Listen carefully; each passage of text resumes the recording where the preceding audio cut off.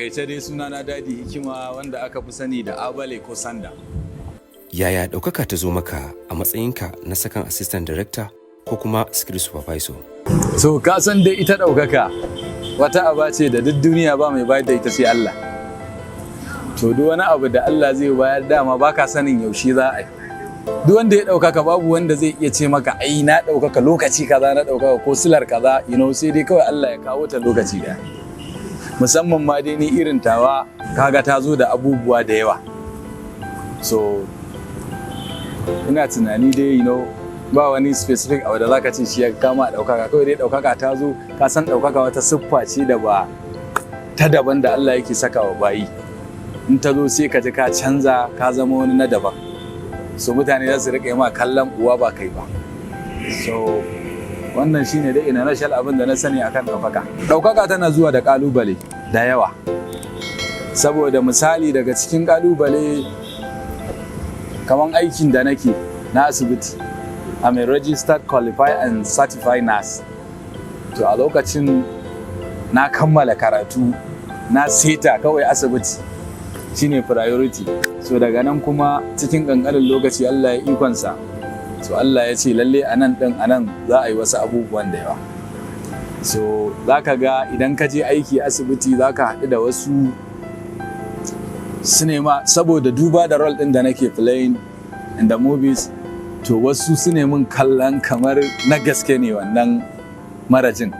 So amma dai wannan normal abu ne, wasu ko sun yi yau gobe sai a wayar da su ai ba haka nake ba, ko in suka yi duk wanda ya mu'amala da ni yau gobe zai gano ayya nake. So irin wannan ne dai kalubalen da ake samu. Kai registered nurse ne, aikinka yana buƙatar nutsuwa da kuma cin lokaci. Yaya kake iya haɗa shi da fim? Da kaga na samu aiki ina Murtala, to amma saboda duba da yanayin shi aikin fim lokaci ne, so na ɗauke shi lokaci zuwa wasu lokata in Allah ya yi muna da rai dole za mu yi quitting mu koma mai fesin ɗin ita dai wacce rayuwar ta gaskiya. To shi yasa ko me za a yi ba na sakin can ɗin. Haka duk lokacin da na samu dama ba aiki nake ba ina zuwa ne kawai night. Je ba asibitin da ba na zuwa, duk asibitin da na je na zo ne night just for maintaining the skills. To ba wani a Kano ko wani state ɗin muka je shooting. Naga ina da dare mai tsayi to ina iya saka uniform ina in shiga kowane asibitin in ga wacce procedure za mu iya yi. At least shi asibitin in ka je kai aiki zaka ji ka samu gamsuwa saboda ka samu lada, at least ka taimaki wani. To kuma abu ne da rayuwarka ce ba ka sakin shi kowane lokaci. So ban saki wancan ba kuma ana yin wannan. Karakter ɗinka a fim ba ta taɓa mu'amalarka da marasa lafiya a asibiti? Gaskiya duk da role ɗin da nake playing kaman mutane in ka je ka samu ward kaga mutane guda 10, to in ma za ka samu wa'annan masu stigmatization ɗin bai fi ka samu ɗaya ko biyu ba, su ma suna ganin yadda muke mu'amala da wasu, za ga komai su ma sun wannan. So irin za ka ga marasa lafiya sai ka ga kaman na ji A&E emergency, to sai ka ga mutum an kawo shi ya kakkarye dufen ɗin da yake ji, amma wani ikon Allah in dai ya hango ka aka ce ai wane ne wancan, za ka ga yana jin daɗi ya ganka ka zo. To sai ka ga wani lokacin dan irin wannan ma gaskiya nake shiga asibiti. Wasu ba su da lafiya an kawo su sun kareraye sun, amma in suka ganka suna jin daɗi. To wannan yana daga cikin wani abu da ake cewa diversional therapy, wanda is one of the major role na nurses su ba wa mara lafiya wannan diversional therapy. Zai part of recreational activities. In ka zo ya ji daɗi ya ganka to ya jiki kaza, in Allah yadda za ka samu sauƙi, to wannan abin yana ƙara min ƙarfin gwiwa da nake shiga asibiti sosai. Yaya girma na gaba da kai tasiri a sirrin ɗaukakarka? Ko a daji kuka tsinci kanka, ko a ina ka je tsinci kanka, in dai akwai na gaba da kai, in ka daraja su kai ma akwai na baya da kai, za su daraja ka. So wannan ai is a normal procedure. Dole ka daraja, in dai kana so kai ma a daraja ka, to sai ka daraja. Idan za ka ce ka zaɓi ɗaya tsakanin fim da kuma aikin unguwar zoma, wanne za ka zaɓa? Asibiti zan zaɓa mana nasu. Kai na wahala fa ina karatu, ai can ita ce rayuwata. Ka gane? Kamar wani abu ne da za ka ga wannan wani abu ne na lokaci, musamman kamar a ce ɗaukaka. Tunda ka ga ɗaukaka ai wata aba ce da ba dawwammamiyar aba ba ce ba. Allah shi kaɗai ne dawwammame. Yau ɗaukaka tana nan, gobe za a ɗauke ta a tura ta wani gun. to a lokacin kuma kawai ka saki rayuwarka ta gaskiya to ya za ka yi. So abin da yasa ake tafiya tare kowanne ya yi maka play na vital role. Yanzu kamar fim lokacin ina karatu da taimakon Allah kaga duk wasu alhalu na karatu in dai ba kudaden mahaifiyata na ci ba to haka da fim nake samu biya sai wasu wanda Allah ya damu da su muka rayu. So kaga ba zan raina fim ba tunda fim ya taimaka ya taka min rawar gani wajen karatuna. Tunda karatun kiwon lafiya karatu ne mai wahala mai cin kuɗaɗe yau a ce ka yi providing kaza ka samar da kaza ka to in ba wani abu da kake dan samu sai ka ga yau mutane wahala. Akwai mutane da dama suna final year saboda yanayin abun hannu na yau da kullum sun yi dropping din karatu. So kaga fim ya taimaka sosai ba zan taɓa cewa na rena fim ko wani abu ba. Haka fim ya sa na je gurare da kuɗi ba za ka je ba. Kaga ɗaukaka ce wanda Allah ne ya saka maka siffa wani yana da matsayin da ba don wannan siffar da Allah ya baka ba ma za su iya yi mu'amala da kai ba. So amma duba da wannan siffar da Allah ya saka sai kaga ka shiga guraren da kuɗinka ba za ka iya shiga. Ko a asibitin wasu abubuwan ana yi maka saboda wannan siffar da Allah ya baka ta ɗaukaka. So kaga fim dai shine sila. So ba za ka amma dai kawai a ce ka zaɓa shan ai koyaushe ina tare da can rayuwa ce. Ina fatan ka gane bambancin. Shirin fim ɗin Sanda ya yi suna sosai, masoya suna tsaka da jin daɗin shi, sai kawai aka dakatar. Me yasa? Kuma akwai shirin sake dawowa domin ci gaban shirin? Ya sosai, saboda masoyin ma yanzu na dawo. Yanzu haka muna shooting ɗin Sanda. In ga hular da na saka kamar hular sojoji ce. To a wannan Sandan da muka dawo season 6 na zama soja. So an sha gwagwarmaya sosai in Allah yadda inewa 'yan kallon mu masoyan mu wanda suke bibiyar shirin fim din Sanda albishirin cewa wannan Sandan mun yi shi ne fiye da dukkanin waɗanda muka yi a baya. So batun an dawo. So batun dakatarwa da na yi kuma shi kasan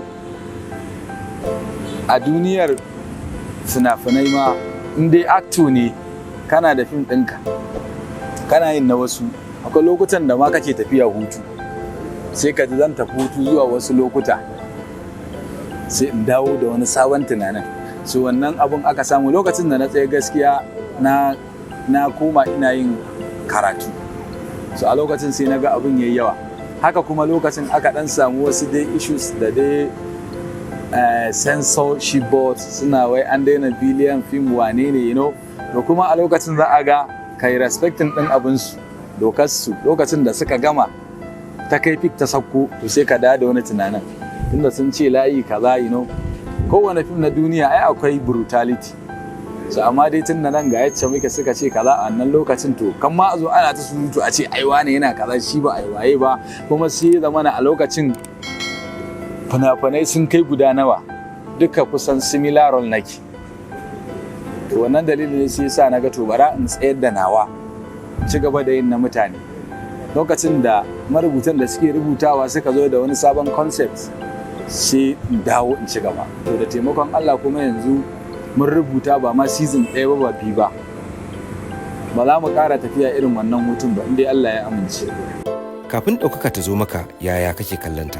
Sannan bayan ta zo maka yaya ka ganta? Akwai bambanci? Kafin ɗaukaka ta zo na san ɗaukaka dai a suna. Tun da kaga ai ina daga cikin manya a cikin masu shirya fim.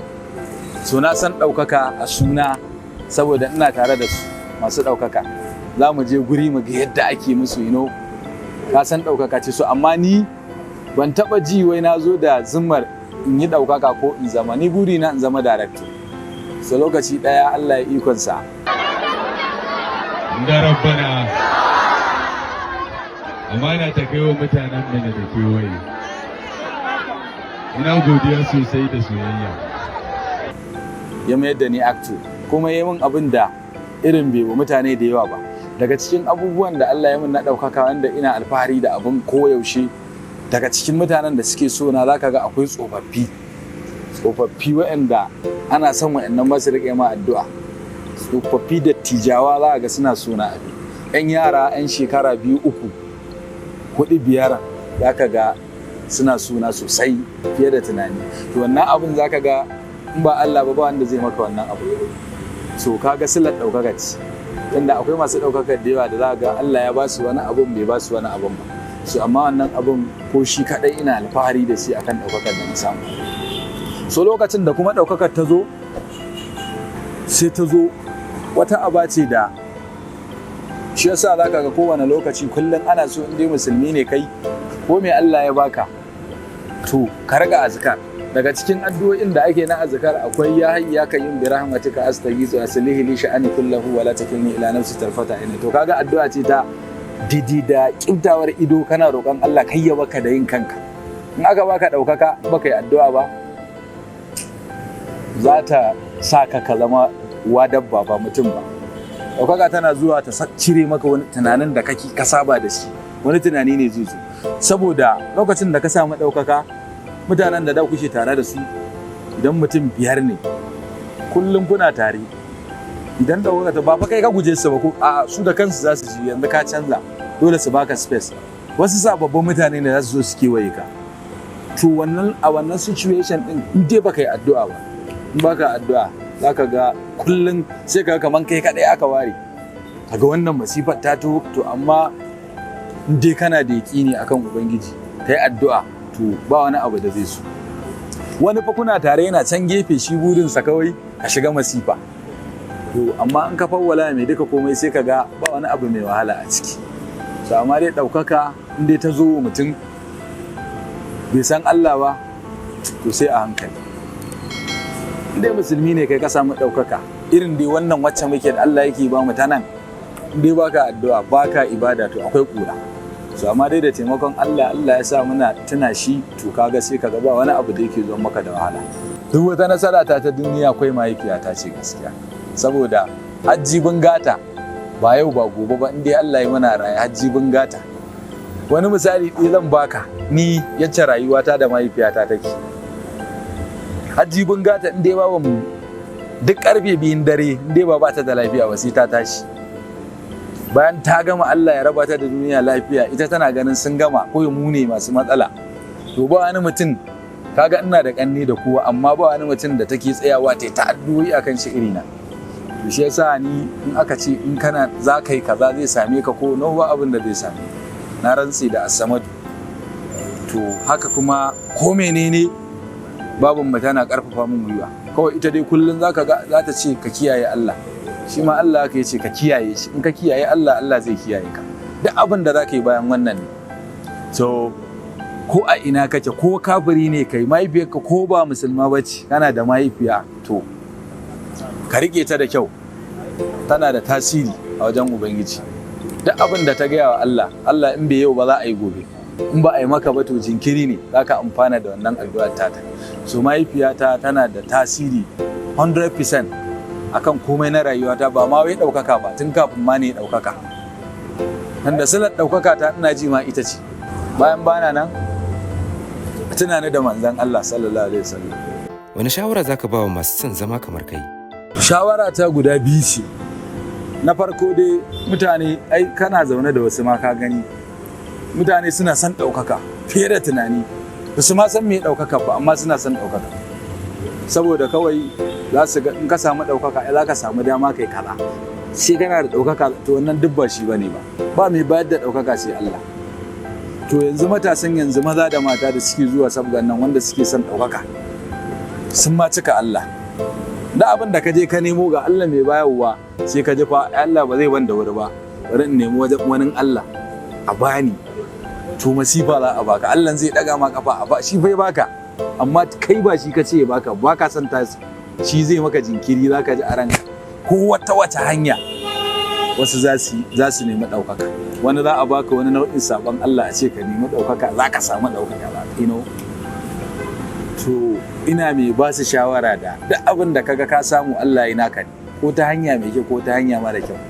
To kamar yacca baban mu take gayan kullum, ni ma ina gaya wa mutane 'yan uwana ka kiyaye Allah sai Allah ya kiyaye ka. So duk abin da kake so a gurin Allah ake samu, in baka samu ba jinkiri ne. Lokacin da ya tashi baka zai baka ba da wayanka ba ko dabararka ba, sai kai komai ba, inda ya so ya baka su zai baka. So wannan ita ce shawara ta ga masu ɗaukaka. Sai na ƙarshe, yawanci matasa yanzu da masu ɗaukakar da masu neman ɗaukakar zaka ga ba sa son ibada. Mecece ibada? Sallah. Bambancin kafiri da musulmi sallah. To amma mutane da dama yanzu zaka ga a ko ina ba wai sai a cikin masana'antar nan ba, matasa da dama mazansu da matansu zaka ga ba sa son sallah. To kuma sallah tana daga cikin abubuwan da in dai ka same ta to a nema kyakkyawan zato za ka iya nasara. In ka rasa ta ko me ka samu na ɗan lokaci ne, komai yana da iyaka, komai yana da lokaci, Allah ne ba shi da ƙarshe. Duk abin da ka samu aka baka dai kai ta tafiya, amma ce yanzu kai ne mai ɗaukaka daga nan har zuwa shekaran da zaka tsufa. In ka tsufan fa za fa ka tafi ba kai, wani zai zo, to kai da ka tafi fa shi kenan.